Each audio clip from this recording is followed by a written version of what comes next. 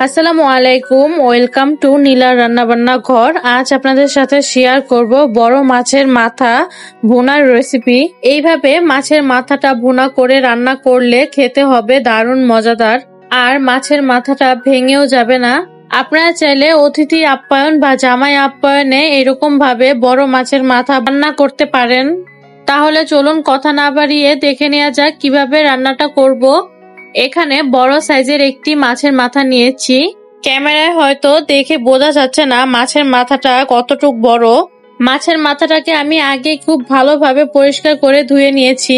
এবার মাছের মাথার সাথে মশলাটা লাগিয়ে নিতে হবে, এজন্য এখানে নিয়ে নিয়েছি 1 চা চামচ হলুদের গুঁড়ো, 1 চা চামচ মরিচের গুঁড়ো, স্বাদ মতো লবণ। তারপর শুকনো উপকরণগুলো মিশিয়ে এক হাত দিয়ে মাথাটা ধরে মাথার মধ্যে খুব ভালোভাবে মশলাটা লাগিয়ে নিচ্ছি। এই কাজটি আপনারা অবশ্যই ধীরে সুন্দরভাবে লাগিয়ে নেবেন। যেহেতু আমি আগেই বলেছিলাম মাছের মাথাটা অনেক বড়, তাই 2 হাত দিয়ে আমার এই কাজটি করতে হচ্ছে। যেহেতু এই মাছের মাথাটা আমি ভেজে রান্না করব, তাই মশলাটাকে আগেই মাখিয়ে নিয়েছি। এবার চুলায় একটি কড়াই বসিয়ে পর্যাপ্ত পরিমাণ তেল দিয়ে তেলটা খুব ভালোভাবে গরম করে তারপর এখানে মাছের মাথাটা আমি এইভাবে করে ভাজতে দিয়েছি।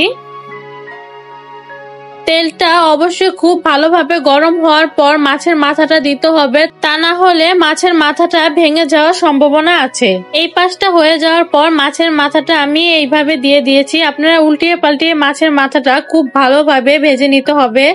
এক পাশ খুব ভালোভাবে হয়ে যাওয়ার পর আমি আরেক পাশ উল্টিয়ে ভেজে নিচ্ছি। আমার মাছের মাথাটা খুব ভালোভাবে সব পাশ থেকে ভেজে নেওয়া হয়ে গেছে। এখন মাছের মাথাটা তুলে ফেলবো। এখানে আমি মাছের মাথাটা তোলার জন্য 2টা চামচ একসাথে নিয়ে মাছের মাথাটা আলতোভাবে তেল থেকে তুলে ফেলেছি। এখন সেই একই কড়াইয়ের মধ্যে আমি দিয়ে দিচ্ছি বেশ কিছুটা পেঁয়াজ কুচি। পেঁয়াজ কুচিটা দিয়ে খুব ভালোভাবে তেলের সাথে হালকা ভেজে নিব। পেঁয়াজটা ভাজা হয়ে গেলে এখানে দিয়ে দিব 1 টেবিল চামচ আদা রসুন বাটা। এখন পেঁয়াজ আর তেলের সাথে আদা রসুনটা ভেজে নিব।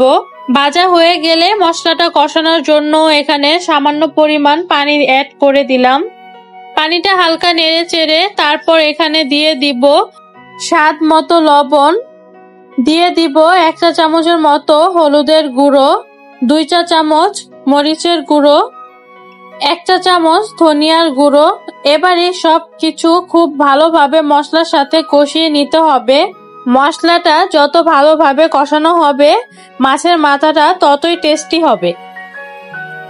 আর এই তো দেখতে পাচ্ছেন মশলাটা ফুল কষানো হয়ে গেছে, উপর থেকে কতটুক তেল ভেসে উঠেছে। এবার এখানে দিয়ে দিব আগে থেকে ভেজে রাখা মাছের মাথাটা আমি আলতোভাবে দিয়ে দিয়েছি। এবার মশলার সাথে মাছের মাথাটাকেও একটু কষিয়ে নিব। খুবই আলতো হাতে মাছের মাথাটাকে উল্টিয়ে পাল্টিয়ে কষিয়ে নিতে হবে।